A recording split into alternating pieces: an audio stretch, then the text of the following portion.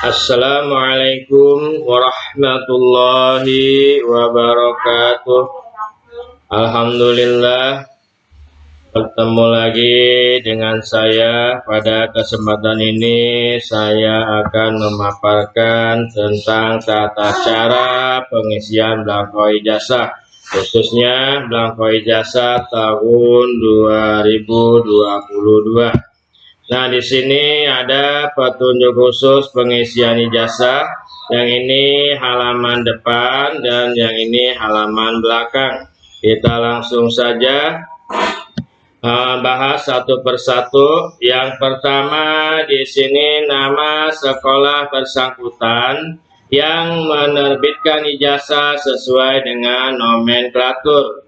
Nah, di sini kalian perhatikan yang bertanda tangan di bawah ini Kepala SD Negeri Sukasari 2. Nah, ini untuk nomor 1 ya, nama sekolah di sini diisi SD Negeri Sukasari 2. Nah, ini nama SD ini kita sesuaikan dengan nomenklatur yang sudah ada ya, yang sudah ada ketentuannya. Nah, ini berbeda dengan tahun yang kemarin ya. Tahun kemarin kita itu menggunakan UPT SD Negeri Sukasari 2. Sekarang kita tidak menggunakan UPT lagi, langsung nama SD-nya ya. Yang bertanda tangan di bawah ini Kepala SD Negeri Sukasari 2. Nah, angka 2 di sini kalian lihat di nomenklatur sekolahnya ya. Nah, sesuai yang udah ada. Kalau memang di nanti di nomenklaturnya itu angka Romawi, maka kalian di sini menulisnya dengan angka Romawi ya.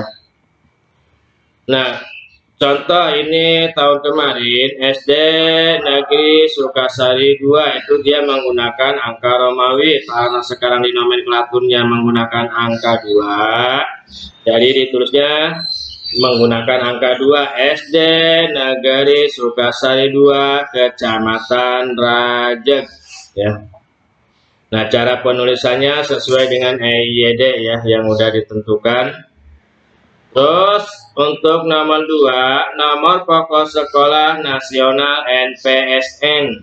Nah, nomor NPSN ini ditulis sesuai dengan nomor NPSN sekolahnya masing-masing. Contoh 20603409. Ini NPSN sekolah saya ya, yang di sekolah saya ini NPSN-nya 20603409. Lanjut yang ketiga, di sini nama nomenklatur kabupaten kota tanpa mencoret, merujuk kepada Peraturan Kementerian Dalam Negeri Nomor 58 Tahun 2021 tentang Kode dan Data Wilayah Administrasi Pemerintahan dan Pulau. Jadi, untuk kabupaten atau kota ini tidak boleh dicoret ya, dibiarkan saja seperti ini. Jadi tidak ada yang tidak boleh, ada yang dicoret. Jadi dibiarkan bersih.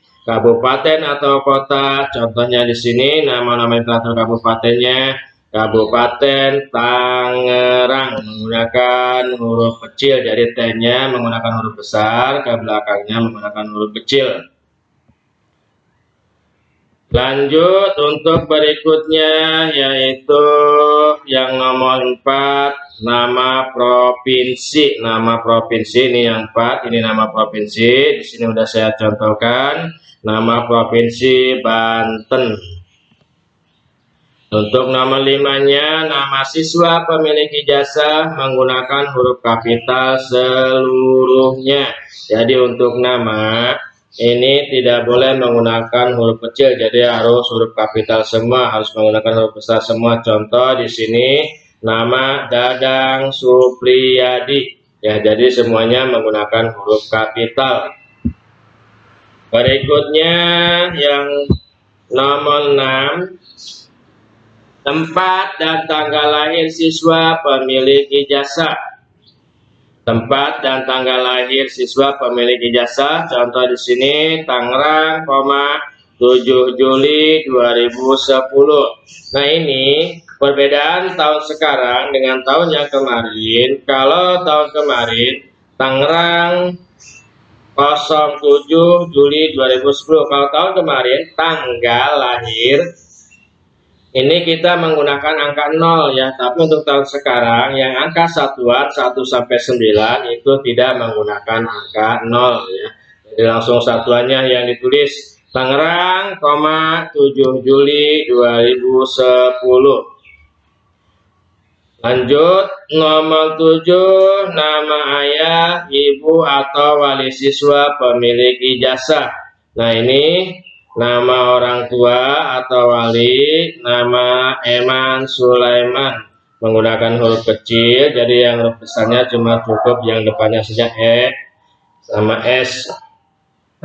Yang ke-8, nomor induk siswa pemilik ijazah. Nah, ini contohnya nomor induk 16170816. Berikutnya yang nomor 9 yaitu nomor induk siswa nasional pemilik ijazah atau NISN. Ini contohnya 0097962055. Ini contoh NISN siswa ya. Lanjut yang berikutnya nomor 10, nama kabupaten atau kota tempat penerbitan secara lengkap. Jadi kita nulis nama kabupaten atau kotanya dengan lengkap. Contoh di sini Kap titik Tangerang 17 Juni 2022. Nah, ini yang berbeda dengan tahun yang kemarin. Kalau tahun kemarin kita hanya menulis Tangerang, tapi untuk tahun sekarang kita menggunakan Kap titik spasi Tangerang, 17 Juni 2022. Kenapa kita titik maksanya di sini menggunakan atau tanggal 17 Juni? Karena kita mengingat kepada edaran kepala dinas, yaitu untuk pembagian rapot atau kenaikan kelas itu jatuh pada tanggal 17 Juni. Oleh karena itu, maka kita sepakat untuk Kabupaten Tangerang, titik mangsa ijazah itu kita menggunakan tanggal 17 Juni 2022. Dah, saya ulangi, nomor 10 nama kabupaten kota tempat penerbitan secara lengkap. Ini Kap titik Tangerang, cukup Kap titik ya, disingkat. Terkecuali kota Tangerang ditulis lengkap ya semuanya. Tapi untuk Kabupaten Tangerang karena ini tidak cukup, jadi cukup dengan disingkat Kap titik Tangerang. Nomor 11 di sini tanggal penerbitan ijazah oleh Satuan Pendidikan. Nah, ini tanggal penerbitan ijazah kita disepakati yaitu tanggal 17 Juni ya.